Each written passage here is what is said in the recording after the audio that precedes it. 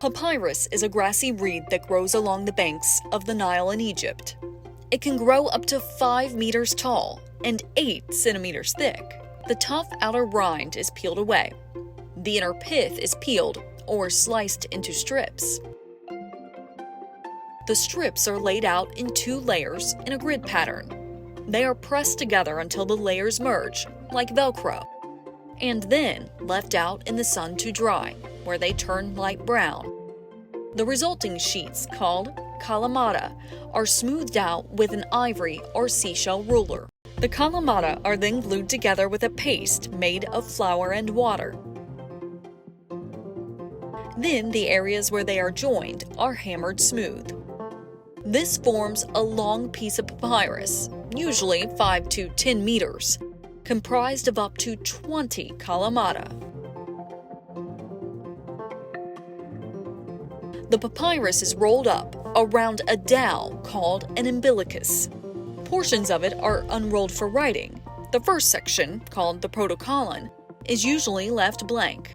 Text is written in columns with a quill and inkwell. The ink seeps into the papyrus, filling in empty spaces between the fibers and changing the pattern of the surface. The papyri are stored on shelves in a library in Herculaneum.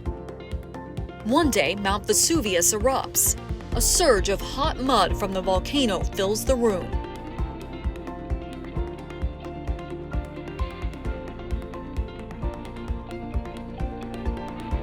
The papyrus scrolls are deformed by the force of the mud, and they are carbonized in the heat. They shrink as they are carbonized. They blister in the heat. Some of the layers will fray apart internally, and they become fragile and thinner. Under more than 20 meters of mud, the scrolls are damaged but remain preserved. The ink is still present on the papyrus, even throughout the centuries that follow.